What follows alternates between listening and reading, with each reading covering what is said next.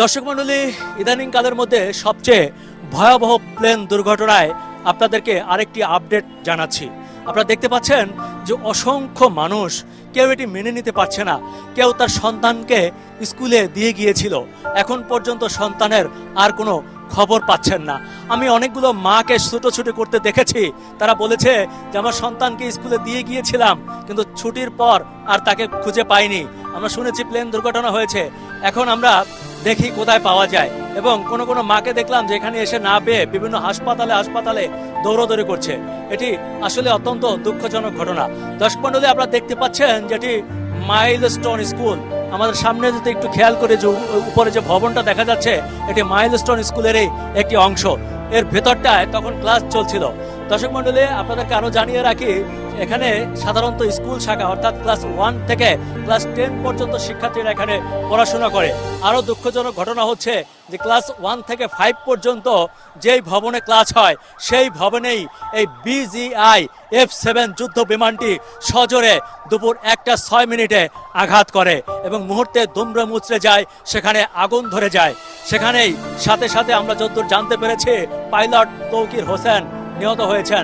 আপনাদেরকে দেখানোর চেষ্টা করি, আমার সাথে একজন প্রত্যক্ষদর্শী আছে, যিনি এখানে একটি স্থানীয় রেস্টুরেন্টে কাজ করেন এবং যখন এখানে এই বিমানটি দুর্ঘটনা ঘটে সে মোটামুটি এখানে উপস্থিত ছিলেন। আচ্ছা, আপনি তো কাছেই ছিলেন, খুব কাছ থেকে দেখেছেন, কি হয়েছিল এখানে? আমি আসার পর এসে দেখি প্লেনটা বিল্ডিং এর লগে বিধ্বস্ত হয়ে নিচে পড়ে রয়েছে, আগুন জ্বলতে আছে, সাইডে অনেকগুলো মৃত লাশ পড়ে রয়েছে, পুরা লাশ, পুরা মানুষ পড়ে আছে, পড়ে আছে, হ্যাঁ পুরা মানুষ পড়ে আছে। আর বিমানটা বিধ্বস্ত হয়েছে আপনার প্রাইমারি শাখায়, মাইলস্টোন স্কুল এন্ড কলেজ না, স্কুলের যে শাখাগুলো ডান সাইডে দেখেন বা শিশু বাচ্চারা পড়াশোনা করে, এইখানের যে বিল্ডিংটা ছিল এটার মধ্যে বিধ্বস্ত হয়েছে।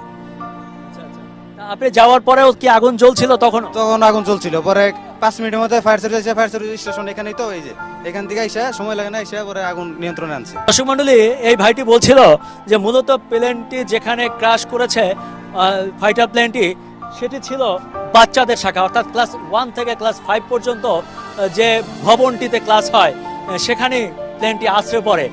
আমার মনে হয় যে পাইলট হয়তো সর্বশেষ চেষ্টা করেছিলেন, যে সামনেই একটা ফাঁকা জায়গা আছে, একটু মাঠের মতো আছে, উনি হয়তো চেষ্টা করেছিলেন সর্বশেষ এই প্লেনটিকে সেই মাঠের মধ্যে ক্র্যাশ করানোর, কিন্তু সেটি ব্যর্থ হয়ে শেষ পর্যন্ত স্কুলের ভেতরেই এটি ক্র্যাশ করে।